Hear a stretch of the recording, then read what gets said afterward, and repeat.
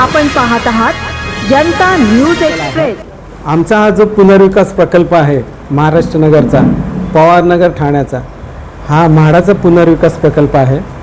मागील 15-16 वर्षापासून आम्ही सगळे जे रहिवासी आहोत ते ह्या पुनर्विकास प्रकल्पात पूर्णपणे भरडले गेलेले आहोत। आता आपल्यासोबत कमिटीपैकी म्हणजे संस्थेची जी कार्यकारिणी समिती आहे त्या समिती पैकी फक्त ह्या एकच मॅडम आलेल्या आहेत, संगीता अनावणे, ह्याच फक्त आमच्याबरोबर आहेत। आमच्याबरोबर ना विकासक ना समिती ना कोणीच। 348 जे सभासद आहेत ते असेच वाऱ्यावर आहेत। मागील म्हणजे ज्या बिल्डिंग डिमॉलिश केल्या, एकूण 18 इमारती आहेत त्या भागात, 18च्या 18 इमारती जमीनदोस्त केल्या गेल्या। त्या जमीनदोस्त करताना तिथे जे काही रहिवासी राहत होते त्यांना बळाने बाहेर काढण्यात आलं, इमारती जमीनदोस्त झाल्या। त्याच्यानंतर सांगण्यात आलं की पुनर्विकास प्रकल्प हा 36 महिन्यात राबवला जाईल। त्याच्यानंतर त्याच्यात अतिरिक्त आणखीन 6 महिने, पण तसं काहीही झालेलं नाही आहे। आज जर अवस्था बघितली महाराष्ट्र नगर पुनर्विकास प्रकल्पाची तर बांधकाम जे आहे ते जेमतेम पहिल्या माळ्यापर्यंत आलेलं आहे। आणि ह्या प्रकल्पातली जी देणी आहेत सगळी आणि 348 देणी पूर्णपणे थकलेली आहेत। मागील जवळजवळ 55-60 महिन्याचे भाडे तर थकीत आहेत। त्याच्यानंतर कॉर्पस, शिफ्टिंग, दलाली, इतर जी देणी आहेत त्याच्याशिवाय जी वाढ असते, दरवर्षी महागाई वाढते, दर 1 वर्षाने भाडेवाढ होते, त्याचा तर कुठेच काही पत्ता नाही आहे। तर अशा ह्या सगळ्या परिस्थितीत आम्ही अनेक आंदोलने केली, म्हणजे ठाण्यात पण केलं, जून 2025ला ठाण्यात पण आंदोलन झालं। पण त्याच्यात आले होते म्हणजे लोकप्रतिनिधी पण आले होते, स्थानिक लोकप्रतिनिधी आले, त्यात मीडियाने पण ही बातमी खूप गाजवली, तरी पण त्याच्यानंतर सुद्धा काही फरक नाही। परिस्थिती आहे तशीच आहे। शेवटी मग आम्ही एक मताने निर्णय घेतला की आता शेवटचं स्थान म्हणजे आझाद मैदान, जिथे जे सगळे बाधित आहेत, जे कोण आहे सामान्य नागरिक त्याचा आवाजमध्ये आझाद मैदान। तर आम्ही आज शेवटी इथे सकाळपासून आंदोलनाला बसलेलो आहोत। आम्ही रीतसर निवेदन दिलेलं आहे शासनाला, माननीय मुख्यमंत्र्यांना। आता त्याची वाट बघतोय काय होतं ते। तर त्यासाठी ही पत्रकार परिषद आयोजित केली आहे। माझ्याबरोबर आहेत हे अशोक सिंग सभासद, विश्वास गावकर, संगीता अनावकर मॅडम, विश्वास गावकर साहेब पण सेक्रेटरी होते त्यांच्या संस्थेचे, म्हणजे ज्या संस्था होत्या त्याचे पण ते सचिव होते, त्यांनी पण त्याच्यात भरपूर काम केलेलं आहे।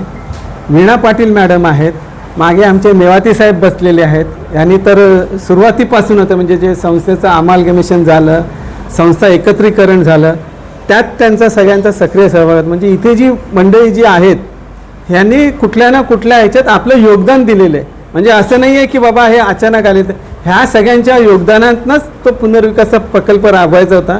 पण आज अशी अवस्था आहे की हे सगळेचे सगळे बाहेर आहेत, हे पण बाहेर आहेत, सभासद पण बाहेर आहेत, आणि कुठेच काही कसला पत्ता नाही आहे। म्हणून आम्ही तुम्हाला आमचे जे पुनर्विकास जो महाराष्ट्र नगरचा आहे तो फार वर्षापासून थकीत आहे। लोक जी आहेत घरातून बाहेर पडून, कित्येक लोक अशी आहेत आमच्या इथे ठाणा स्टेशनपासून आम्ही 6 ते 7 किलोमीटर लांब आतमध्ये आहोत। स्टेशनला सायकलने जाणारी पण मनुष्य आहेत, घरकाम करून आपलं घर चालवणारी पण माणसं आमच्या सोसायटीमध्ये राहतात। आज आजूबाजूला तिथे परिस्थिती अशी आहे की 1 BHK जर तुम्हाला घ्यायचा असेल तर जवळजवळ 25,000 रुपये भाडं आहे।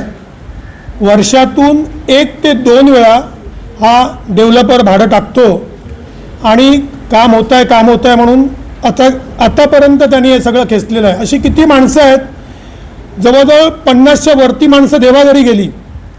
ज्या माणसांनी 15 वर्षापूर्वी ही घरं सोडलेली आहेत त्या माणसांना घर दिसण्याचा काही मार्ग दिसत नाही आहे। लोकांनी एकत्र येऊन, आता काय झालं, लोक सगळी स्कॅटर्ड झालेली आहे, सगळीकडे विखुरली गेलेली आहेत, त्याच्यामुळे एकत्र येणं हा फार मोठा त्रासदायक प्रकार होतो आम्हाला कोणाशी कम्युनिकेट करणं। तरी पण व्हॉट्सअपच्या माध्यमातून आम्ही लोकांना एकत्र आणण्याचा प्रयत्न करतो। जे कमिटीने आपल्या व्हॉट्सअपचं माध्यम उघडलेलं आहे त्याच्यात एकमार्गी फक्त त्यांच्याकडे कम्युनिकेशन आहे, कुठचाही माणूस काही कैफियत मांडू शकत नाही। त्याच्यामुळे ते जवळजवळ बिल्डरच्या अधीन होऊन सगळी कामं करतात, अजिबात लोकांना सपोर्ट नाही। आणि काय ना बिल्डर प्रत्येक वेळा सांगतो की माझं लोन पास होणार आणि मी ही डेव्हलपमेंट करणार. आम्ही कित्येक वेळा सांगून तो अजिबात मीटिंग देत नाही. ज्या वेळेला माणसं त्या ठिकाणी त्याच्या ऑफिसमध्ये जातात किंवा धरणं असेल किंवा काय असेल तेव्हा डेव्हलपर ऑफिस बंद करून पळून जातो. आता हे तुमचा जो प्लॉट आहे सोसायटीचा तो प्राईम लोकेशनवर येतो, पण त्यामागे कोणाचा राजकीय नाकेबांधे आहेत का असं वाटतं का तुम्हाला? नाही, राजकीय लाकेबांधे असणे संबंध नाही ना. ओपन म्हाडाचा तो प्लॉट आहे, एन्क्रोचमेंट नाही, काही नाही, ओपन टायटल आहे त्याच्यावरती. FSI मिळालेला आहे, सरकारने 2.5 होता तो 3 FSI करून दिलेला आहे. आता त्याच्यात राजकीय हस्तक्षेप काहीच नाही. एकच दिसतंय की विकासकाची आर्थिक परिस्थितीच नाही आहे, हेच पदोपदी जाणवतंय. त्याबद्दल तुम्ही उपमुख्यमंत्री जे आपले ठाण्याचे जे पालकमंत्री पण असतात त्यांना भेटतात एकनाथ शिंदेना? काही मंडळी भेटून आलेली आहेत, त्यांना आपली व्यथा त्यांनी मांडलेली आहे. परिस्थितीच केलं ना. पहिल्या 2 वर्षाचं भाडं देण्यात आलं आगाऊ आणि पुढे देणार म्हणून सांगितलेलं, पण 2 वर्षानंतर आगाऊ भाडं वगैरे काही दिलेलं नाही आहे. नंतर आता वर्षातून फक्त 2दा भाडं येतं, ते पण त्या काळी जे भाडं 11,000 रुपये मान्य केलेलं त्यावेळी जेव्हा आम्हाला सांगितण्यात आलेलं बाजारभावाप्रमाणे तुम्हाला भाडं मिळेल. आता बाजारभाव जवळजवळ 25,000 रुपये आहे, पण ते 11,000 रुपये भाडंच देत आहेत, तेही वर्षातून 1दा किंवा 2दा. 16वं वर्ष आता.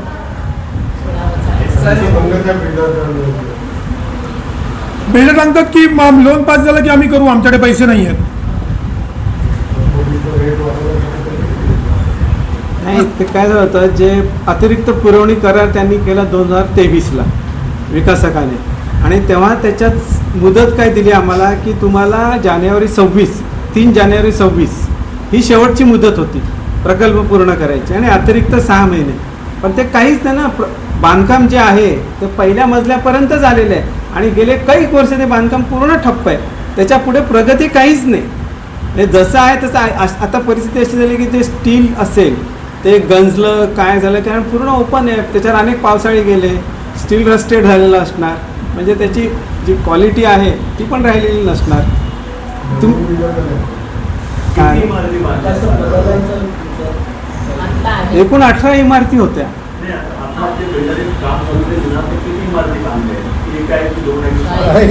काही नाही, एकाच फक्त फुटिंग जे आहे ते पहिल्या माळ्यापर्यंत आलेलं आहे. फक्त बाया भरलेला, आणि त्याच्यामध्ये पण तो क्लिअर सांगत नाही की राहायला देणार की विकायला गेली आहे. आणि त्याने स्वतःने मध्ये काहीतरी ॲडव्हर्टाईज करून न बांधलेली घरं पण विकली आहे.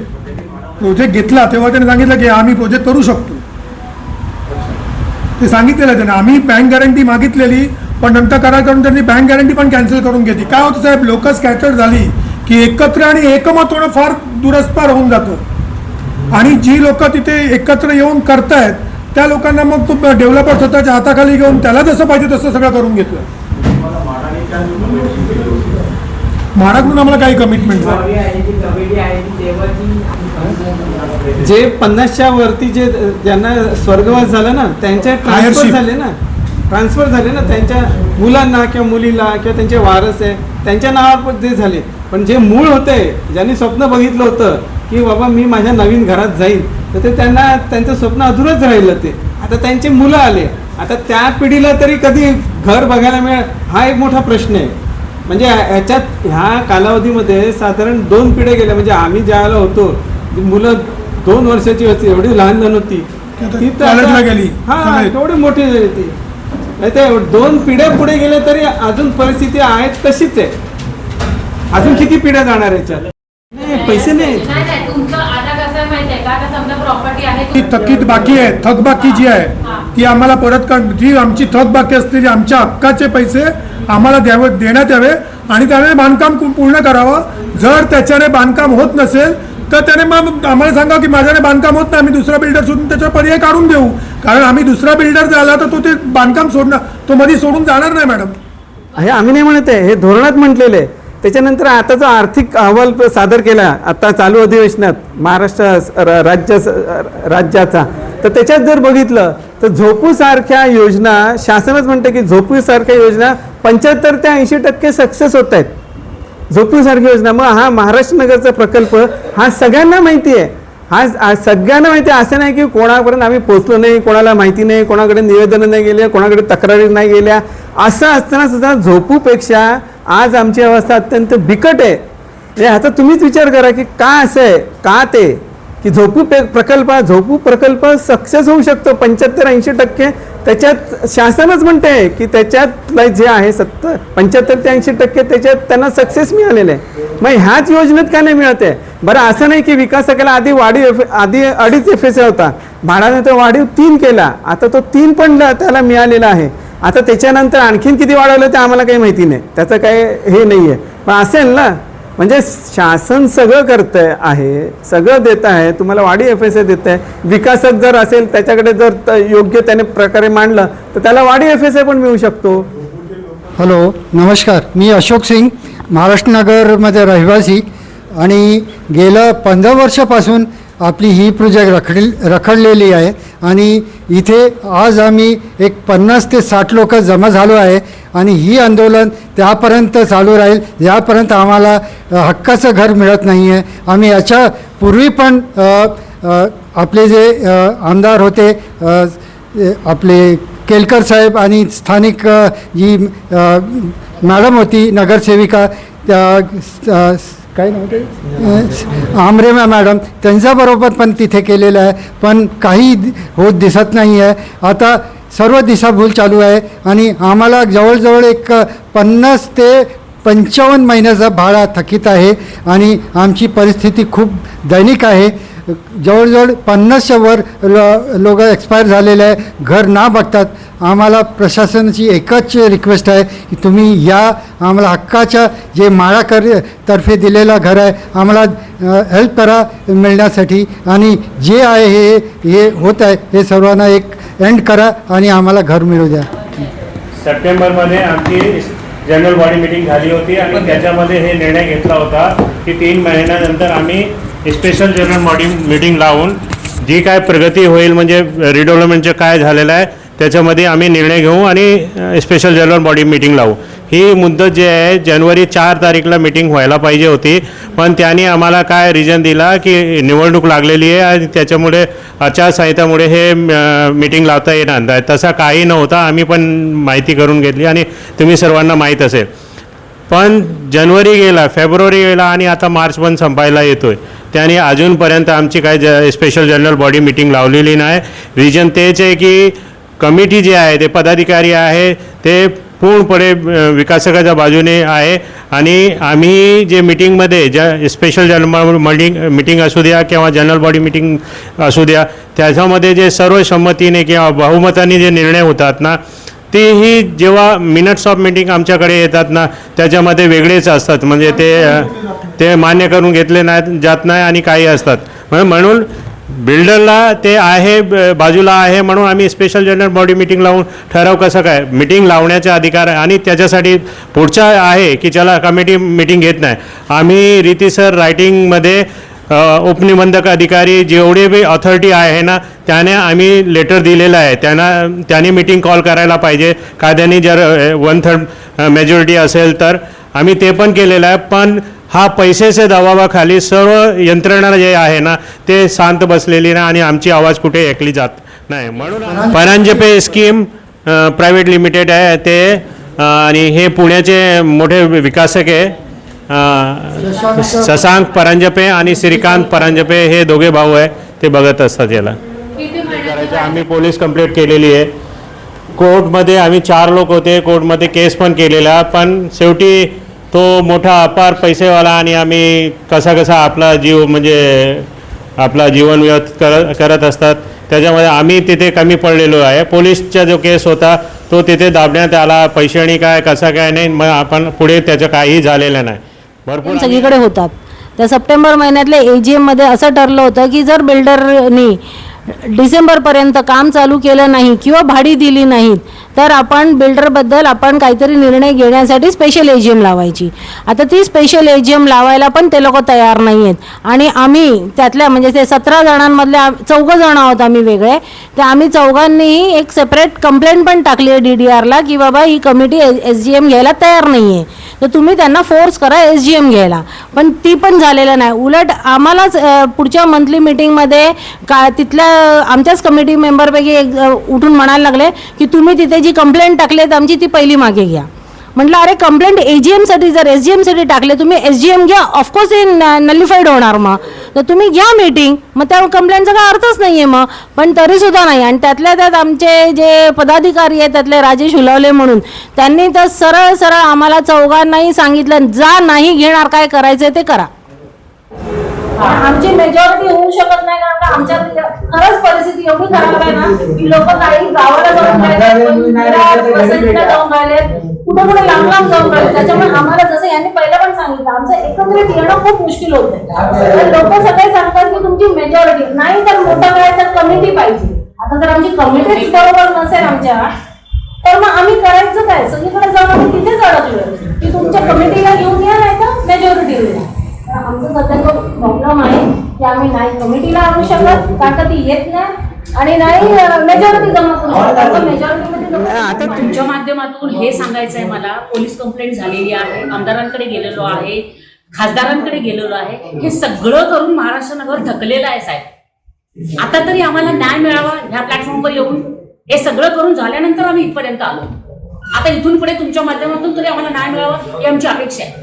पर्याय करून झाले. म्हणजे असं नाही की मागच्या 15-16 वर्षात कोण शांत बसलाय काय नाही. आपापल्या परीने ज्याला जसं जमेल एकटा किंवा 2-4 किंवा संयुक्तपणे 60-70 लोकांनी एकत्र येऊन केलं, 100 लोकांनी एकत्र अनेक अनेक अनेक हे केलेले आहेत. पण त्याचा शेवट काय होतो? काहीच होत नाही. जे आहे तसंच ठप्प. आणि जो तक्रार करतो त्याच्यावरच दबाव येतो, तो बिचारा बाजूला होतो. म्हणून आम्ही शेवटी हाच एकमेकाने निर्णय घेतला की आझाद मैदान आणि मुंबई मराठी पत्रकार संघ परिषद हाच एक आता शेवटचा आवाज आहे जो लोकशाहीतले दिलेले आहे. चौथा स्तंभ तुम्हीच आहात आता. तर आता तुमच्याशीच जर काय झालं, तुमच्याशी जर बातमी मोठी लागली, जर समजा शासनापर्यंत पोचली, मुख्यमंत्र्यांपर्यंत पोचली, तरच ह्या प्रकरणात काहीतरी दखल घेऊन काहीतरी कारवाई, एक तर प्रकल्पाची चौकशी होईल किंवा काय अनियमितता आहे काय आहे किंवा विकासक जे आहे त्याच्या आर्थिक बाबीची सरकारचा हस्तक्षेप करू शकते, सरकार विचारू शकते, त्याच्याकडनं त्याची बॅलन्स शीट घेऊ शकते, त्याचं प्रॉफिट अँड लॉस अकाउंट घेऊ शकते किंवा त्यांच्या CA कडनं ह्याची व्हायबिलिटी घेऊ शकते. जो अधिकार आम्हाला सर्वसामान्य सभासदांना नाही आहे, शासनाला आहे. शासनाने ठरवलं तर शासनाला व्यापक अधिकार आहेत, तर शासन करू शकते. आता हे सगळं करण्यासाठी आम्ही इथपर्यंत आलेलो आहेत की आता शासनानेच दखल घेऊन याच्यावर काहीतरी निर्णय घेतला पाहिजे.